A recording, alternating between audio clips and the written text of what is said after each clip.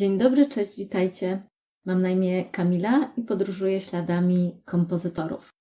Dzisiaj, z racji bliskości świąt Bożego Narodzenia, nie będę Wam opowiadała ani o Mozarcie, ani o Straussie, ani o Beethovenie. Opowiem Wam dzisiaj o tym, jak powstała najsłynniejsza na świecie kolęda.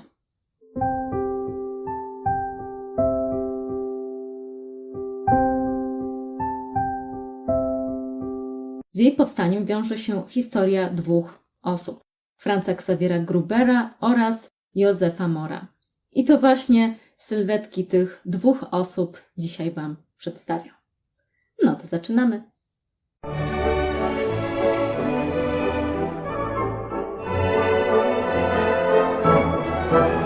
Przy okazji właśnie tego odcinka wyjaśnia się sytuacja, dlaczego w odcinku poprzednim o Beethovenie za mną była pusta ściana.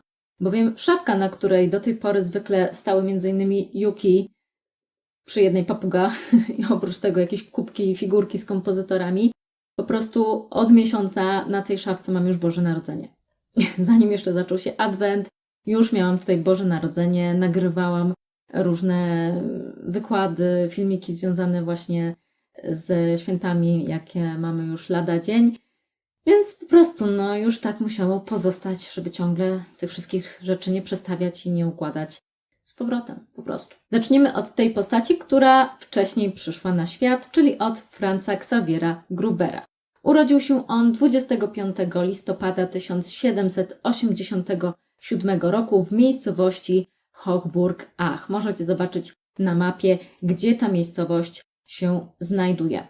Był piątym z 6 dzieci swoich rodziców. Jego ojciec był rzemieślnikiem, oczywiście takie były też zamiary względem młodego chłopca, by edukował się później w przyszłości właśnie też w kierunku rzemieślniczym, natomiast jego marzenia, jego myśli skierowane były ku zupełnie innemu zawodowi. Ale o tym za chwilę, bowiem chcąc chronologicznie przedstawić, co po kolei się działo, to musimy teraz ruszyć raptem o 5 lat do przodu, do 11 grudnia 1792. To właśnie tego dnia w mieście Salzburg, tak, dokładnie w tym mieście, w którym przyszedł na świat Wolfgang Amadeusz Mozart, także przyszedł na świat Józef Mor. Urodził się on rok i 6 dni po śmierci Mozarta, więc absolutnie ich losy nie zazębiły się. Jeden zdążył odejść, zanim następny przyszedł na świat. Z Józefem Morem sytuacja była tego typu, że nie urodził się w pełnej, bogatej, przynajmniej jeśli chodzi o liczebność potomstwa, rodzinie, bowiem jego matka była pończoszniczką i w dodatku urodziła Józefa jako panna. Bowiem ojciec Józefa był żołnierzem, zdezerterował, słuch po nim zaginął i w dodatku nie zdążył, może nie miał ochoty. W każdym razie rodzice Mora ślubu ze sobą nie mieli.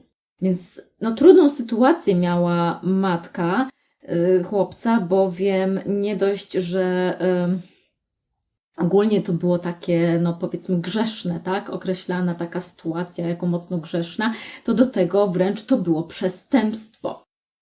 Ale na szczęście chłopiec się urodził. Co prawda, był problem w przypadku Benkarta z ochrzczeniem go, natomiast w takich sytuacjach, bo nie oszukujmy się, trochę takich sytuacji było, nieoceniony okazał się kat. Ostatni salzburski kat został ojcem chrzestnym przyszłego autora kolędy Cicha Noc. Ale też to wcale nie było takie proste, bowiem kat nie miał wstępu do katedry w Salzburgu, więc owszem, figurował w papierach jako ojciec chrzestny, natomiast fizycznie do katedry wstępu nie miał i przy samym chrzcie był obecny jeszcze ktoś inny. Po prostu takie zostało wysłane zastępstwo. Chłopiec od najmłodszych lat przejawiał talent muzyczny i bardzo wysoki poziom inteligencji. więc wziął go niejako pod swoje skrzydła wikary w salzburskiej katedrze, uczył chłopca gry na instrumentach. W tym czasie Franz Xaver Gruber także brał lekcje gry na instrumentach, z tą różnicą, że potajemnie. Ojciec chłopca był rzemieślnikiem i, jak wspominałam, o takiej właśnie przyszłości myślał dla swojego syna, natomiast Franz Xaver, mając zaprzyjaźnionego nauczyciela w szkole, do której chodził, ów nauczyciel zdecydował się na to, by udzielać chłopcu potajemnie lekcji gry na różnych instrumentach, bo Gruber bardzo lubił muzykę, lubił muzykować, lubił grać, no i też marzył o karierze nauczyciela. Gdy Gruber miał 11 lat, otrzymał pierwszy instrument na własność.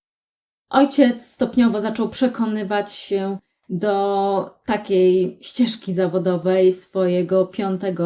dziecka i następnie w wieku 18 lat rozpoczął kształcenie właśnie w kierunku nauczycielskim.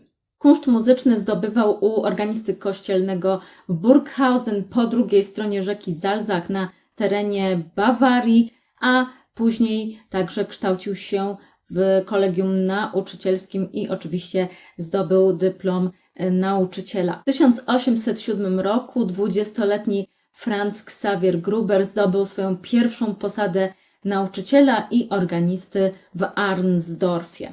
Rok później Józef Mohr rozpoczął studia filozoficzne w liceum benedyktyńskim, a następnie chciał rozpocząć edukację w seminarium duchownym. Jednak w jego przypadku znowu nie było to takie oczywiste, ponieważ wciąż ciążyła na nim ta historia bycia bękartem. Cóż więc się stało? Oczywiście wstawił się za nim chociażby ten wikary, który prowadził go przez całe dzieciństwo, tak? Wikary z katedry w Salzburgu. No i ostatecznie wobec Józefa Mohra została zastosowana specjalna dyspensa, by mimo jako nieślubne dziecko mógł rozpocząć edukację przygotowującą go do stanu duchownego. W 1815 roku, mając 23 lata, przyjął święcenia kapłańskie i znowu trzeba było zastosować wobec niego wyjątek, ponieważ wykształcił się wcześniej. Taki zdolny był, że zajęło mu to krótszy czas, a przepisowo można było ukończyć seminarium mając dopiero lat 25. Ale dyspensa i załatwione. Jeszcze tego samego roku Józef Mohr został wysłany na swoją pierwszą posługę do miejscowości Mariapfarr i co ciekawe, jest to miejscowość, z której pochodziła rodzina jego ojca. Samego ojca nigdy w życiu Józef nie zobaczył, natomiast przebywając tutaj jako wikary w Mariapfarr, poznał ojca rodzinę, przede wszystkim dziadka, czyli ojca swojego ojca i swoją drogą w czasie około 2-letniego pobytu w Mariapfarr Józef zaprzyjaźnił się z nim, często odwiedzał i w tym czasie dziadek zmarł. Mariapfarr to miejscowość kluczowa, jeśli chodzi o historię kolędy Cicha Noc, z tej racji, że to właśnie tutaj Józef Mohr napisał tekst tej kolędy. Oczywiście pisząc ten tekst nie myślał o tym, że to będzie kolęda, że to będzie światowej sławy melodia, śpiewana na całym świecie przez wszystkich. Nie, w ogóle nie miał takich intencji. Podobno zainspirował się obrazem, jaki znajdował się w tamtejszym kościele, przedstawiającym małego Jezusa z burzą loków na głowie. Tak niektórzy uważają, że to właśnie Józefa zainspirowało. Stworzył 6 strof. Natomiast my dzisiaj śpiewamy 3, tak? Natomiast to jest dosyć istotne miasto. Więc jeżeli będziecie kiedyś chcieli wybrać się w podróż śladami tej kolędy, to koniecznie warto udać się do Mariapfarr, bo oczywiście znajduje się tam izba pamięci poświęcona Józefowi i historii tej kolędy. Cała ta sytuacja miała miejsce w 1816 roku. Natomiast z racji niezbyt sprzyjających warunków dla zdrowia Józefa postanowiono wysłać go z południowej Austrii na północ od Salzburga. Około 20 km na północ od tego miasta znajduje się miejscowość Oberndorf. Często też można spotkać się z nazwą Oberndorf bei Salzburg, czyli właśnie pod Salzburgiem. I w tej miejscowości zaczął pełnić posługę. Właśnie pełniąc posługę w Oberndorfie poznał Franza Xaviera Grubera, który był organistą w Arnsdorfie i też służył w pobliskim, dosłownie kilka kilometrów, Oberndorfie. Był statecznym mężczyzną, miał małżonkę. No małżonka co prawda była od niego o 13 lat starsza, była wdową po poprzednim organiście. To była dosyć często stosowana praktyka, że wraz z tego typu posadą mężczyzna przejmował jednocześnie też od razu i małżonkę swojego poprzednika. Znowu kluczowym rokiem dla historii kolędy jest rok 1818. Według różnych źródeł, nawet w dniu Wigilii Bożego Narodzenia, Józef Mohr poprosił Franza Grubera o skomponowanie melodii do tekstu, jaki został napisany 2 lata wcześniej. Gruber tym się zajął. Zgodnie z prośbą Mohra stworzył muzykę na gitarę konkretnie, bowiem Mohr lubił grać na gitarze. Tak też się stało i po pasterce, czyli już w tę noc wigilijną, już 25 grudnia zagrali oni i zaśpiewali właśnie tę pieśń. Dzisiaj, gdy my patrzymy na tę historię, słuchamy jej, myślimy o niej, no to wielkie, przełomowe wydarzenie. Tymczasem wcale tak nie było. Gruber w ogóle uważał, że jest to taka prosta melodia. Tam jeszcze zaaranżował ją na organy, ale generalnie nie przykładał jakiejś szczególnej wagi do tej kompozycji.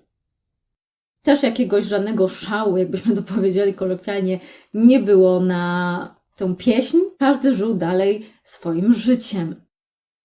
Dla Grubera bardzo ważnym wydarzeniem było to, co miało miejsce 2 lata później, czyli w roku 1820, czyli 200 lat temu. Bowiem właśnie wtedy miały miejsce huczne obchody 300-lecia sanktuarium Maria im Mysl. Na tę okazję Gruber oczywiście skomponował muzykę na wszystkie ważne wydarzenia muzyczne, więc było to dla jego kariery wielkie wyzwanie i to było coś bardzo istotnego dla niego, a nie jakaś tam melodyjka zaśpiewana po pasterce, która nic więcej ze sobą szczególnego nie przyniosła, a tymczasem tutaj wielkie obchody istnienia sanktuarium, na które przybyło co najmniej 20 000 pielgrzymów, no to jest zupełnie inna skala.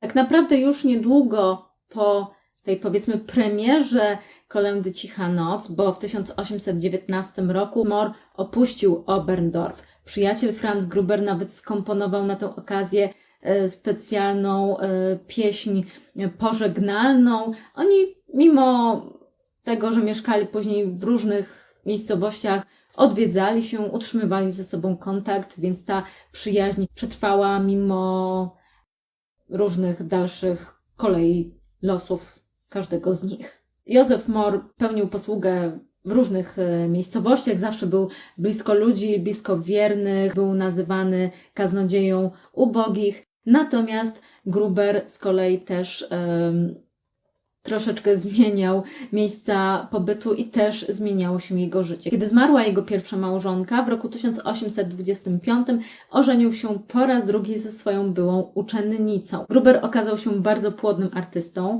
bowiem małżonka urodziła mu 10 dzieci.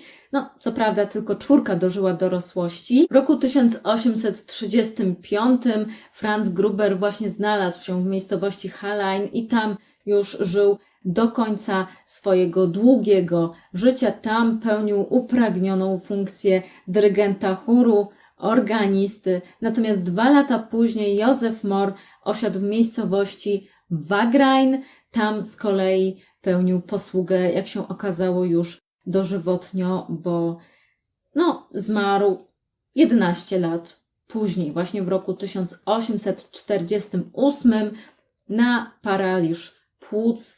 On nie doczekał się popularności kolędy, jaką stworzył, której tekst napisał. Natomiast inaczej było już w w przypadku Franza Grubera. Też co prawda to nie była jakaś ogromna popularność, ale niemniej jednak stopniowo coś zaczęło się wokół tej kolędy dziać.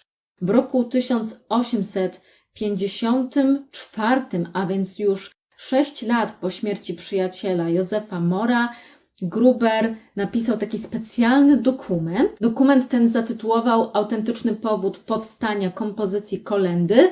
Tam opisał całą historię powstania tej kolendy i obalił pewne mity, bowiem zaczęły pojawiać się informacje, że muzykę skomponował Michael Haydn, kompozytor będący bratem Józefa Haydna i działający właśnie w Salzburgu. Więc nie, nic z tych rzeczy, to Franz Xaver Gruber stworzył tę melodię.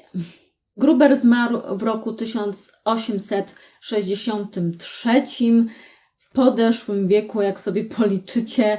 No i tak jak wspomniałam, skoro napisał ten dokument, to już coś zaczęło się dziać wokół historii kolendy, ale też odchodząc z tego świata, nie odchodził ze świadomością, że Cicha Noc to wielka kolenda, wspaniały sukces, czy też nie wiadomo co. To zdarzyło się troszkę już później, kiedy już żaden z nich po świecie tym nie stąpał.